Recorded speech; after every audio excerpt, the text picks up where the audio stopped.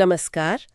आज हम बिहार के मुंगेर जिले के कुछ हालिया खबरों पर नजर डाल रहे हैं। ये 30 जून 2025 की बातें हैं। तो हमारे पास अपराध, खेती, शिक्षा और कुछ और भी चीजें हैं। देखते हैं कि इन अलग-अलग खबरों से मुंगेर की मतलब उस दिन की तस्वीर कैसी बनती है। बिल्कुल। एक ही दिन की खबरें जो होती हैं ना, वो अक्सर किसी जगह के कई रंग दिखा देती हैं। चुनौतियां भी होती हैं और कहीं ना कहीं उम्मीदें भी। हाँ, तो चलिए शुरू करते हैं। पहली खबर थोड़ी चिंता वाली है। कासिम बाजार थाना है वहाँ। उस इलाके में पुलिस ने 3 लोगों को पकड़ा है। उनके पास से अवैध हथियार और कारतूस मिले हैं। ये हथियार तस्करी वाली बात, ये तो मतलब स्थानीय कानून व्यवस्था के लिए एक सीधी चुनौती है। सही बात है। और एक और मामला भी है। एक विधवा महिला है, उनके बैंक खाते से किसी ने धोखाधड़ी की है, जाली चेक इस्तेमाल करके। ओह, ये तो बहुत ही गंभीर बात है। ये दिखाता है कि कैसे मतलब वित्तीय सुरक्षा कितनी जरूरी है और कितनी नाजुक भी हो सकती है, खासकर उन लोगों के लिए जो शायद बैंकिंग वगैरह से उतने परिचित ना हो। हाँ, ये बात तो है। सोचने वाली बात है कि ऐसा किसी के भी साथ हो सकता है। खैर, इन अपराधों के बीच खेतों से थोड़ी अच्छी खबर भी आ रही है। मुंगेर में हाल में बारिश हुई है, तो किसान अब धान की खेती की तैयारी में लग गए हैं। अच्छा। हाँ, धान की नर्सरी लगाने के लिए करीब 3600 हेक्टेयर का लक्ष्य रखा गया है। 3600 हेक्टेयर, ये तो काफी बड़ा आंकड़ा है। ये तो साफ दिखाता है कि मॉनसून कितना अहम है वहां के किसानों के लिए। और जाहिर है, मुंगेर की अर्थव्यवस्था में खेती का कितना बड़ा रोल है। बिल्कुल, बारिश हो जाए तो उम्मीदें बढ़ जाती हैं। लेकिन दूसरी तरफ अगर शिक्षा की बात करें तो मुंगेर विश्वविद्यालय में कुछ दिक्कतें दिख रही हैं। नैक मूल्यांकन की जो प्रक्रिया है उसमें थोड़ी देरी हो रही है, जबकि हमने सुना था कि यूनिवर्सिटी प्रशासन इस पर काफी जोर दे रहा था। ये एनएएसी वाली बात थोड़ी ध्यान देने वाली है। देखिए, ये जो एनएएसी मूल्यांकन होता है, ये किसी भी यूनिवर्सिटी की क्वालिटी का एक बड़ा पैमाना है। इसमें अगर देरी हो रही है तो इसका असर सिर्फ रैंकिंग पे नहीं पड़ता।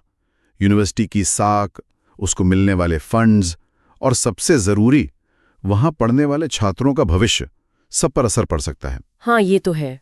ये सवाल तो उठता ही है कि अगर प्रशासन कोशिश कर रहा था तो फिर रुकावट कहाँ आ रही है। वही बात है, क्या प्रक्रिया में कोई दिक्कत है या तैयारी में कुछ कमी रह गई, ये देखना होगा। बिल्कुल, उम्मीद है इस पर ध्यान दिया जाएगा। अच्छा, कुछ और छोटी बड़ी बातें भी सामने आई हैं।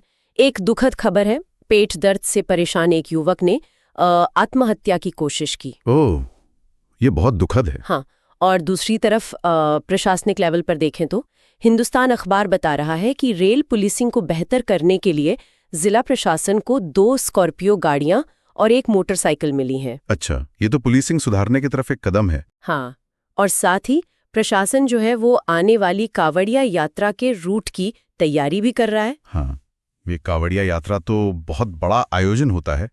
तो ये दिलचस्प है कि कैसे एक ही वक्त पर व्यक्तिगत परेशानियां, प्रशासन के सुधार के काम और इतने बड़े धार्मिक आयोजनों की तैयारियां सब साथ साथ चलता रहता है। सही कहा।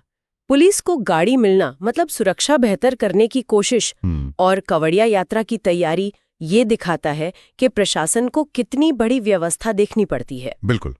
तो कुल मिलाकर अगर देखें तो मुंगेर की इस एक दिन की झलक क्या दिखाती है? यही कि यहाँ अपराध को रोकने की चुनौती है, खेती से जुड़ी उम्मीदें हैं, शिक्षा के क्षेत्र में सुधार की जरूरत है और साथ ही बड़े धार्मिक आयोजनों को संभालने की तैयारी भी चल रही है। सब कुछ एक साथ। हाँ, बिल्कुल सही।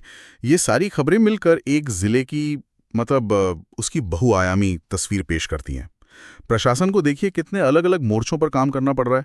क्राइम कंट्रोल भी करना है, किसानों को भी देखना है, एजुकेशन की क्वालिटी भी सुधारनी है और फिर कांवड़िया यात्रा जैसे बड़े इवेंट का मैनेजमेंट भी करना है। ये सब मिलकर ही तो जिले की पूरी कहानी बनती है। और यहाँ एक बात सोचने वाली है, एक सवाल मन में आता है कि जब प्रशासन के सामने अपराध जैसी चुनौतियां हैं, यूनिवर्सिटी के मूल्यांकन में देरी हो रही है, ऐसे में क्या कांवड़िया यात्रा जैसे बड़े आयोजन को सफलतापूर्वक संभाल लेना प्रशासन की क्षमता को लेकर जो लोगों की सोच है उसे बेहतर बना सकता है?